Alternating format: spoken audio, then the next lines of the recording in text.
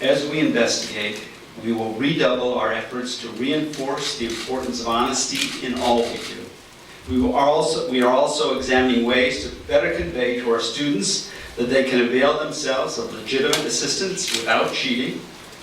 We are committed to taking strong action and to using this experience to reinforce among our students the importance of honesty in all they do. And that was the news Friday from Notre Dame as school officials announced an ongoing probe involving academic fraud that involves a number of students, including 4 football players who've been suspended from practice pending the outcome of the investigation.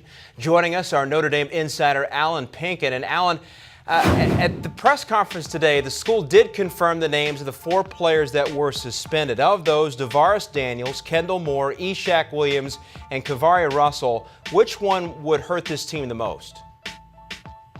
In my opinion, I think DeVaris Daniels, number one, because that is Everett Golson's favorite target. And, you know, you can, when you have a favorite target, you've got sort of a comfort level when you put that ball up in the air. He's just got so much trust and faith in DeVaris, and they've got to find chemistry that it would, I think, to me, he is the biggest loss. But I also have to go to the defensive side of the ball and note Kavari Russell. If he's not there, you know, the defense this year is going to be dictated on the play of the corners because they plan on being more aggressive in blitzing and coming after the quarterback, and they would only do that if they have confidence in their corners. And Kavari is one they have ultimate confidence in. Allen, we're going to get the thoughts as well of our associate editor, Rich Cirminiello, who joins us. And Rich, what did you find most alarming about the press conference?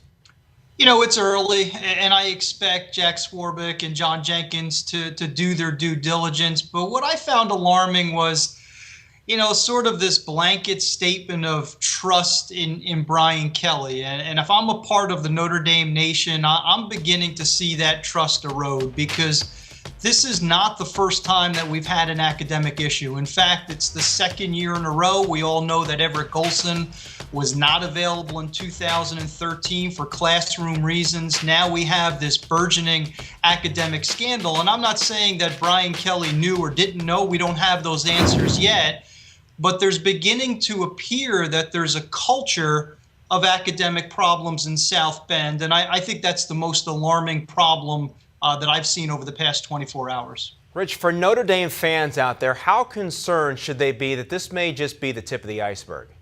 Yeah, you know, you don't know what's going to happen, Ray, until we begin to peel back more layers. I think it's probably going to get a little bit worse before it gets better as we learn more information. But, you know, listen, if I'm Notre Dame, I'm a Notre Dame fan, I'm concerned about 2014 for some of the things that Allen said in terms of personnel. But I'm also concerned about the future because I have to begin to wonder, do we change recruiting practices? Are we looking at a different caliber of kids, somebody who is not on the fence academically? So maybe some of those kids that have been targeted in recent years that were on the fence, Brian Kelly now has to say, I can't go after that young man any longer. And that was a question posed to Notre Dame officials in the press conference today. Rich, thanks very much. Allen, you've been around this program for decades as a player, student, now a broadcaster. You've seen the program go through their struggles and scandals over the years. How do you think this will affect this team's psyche?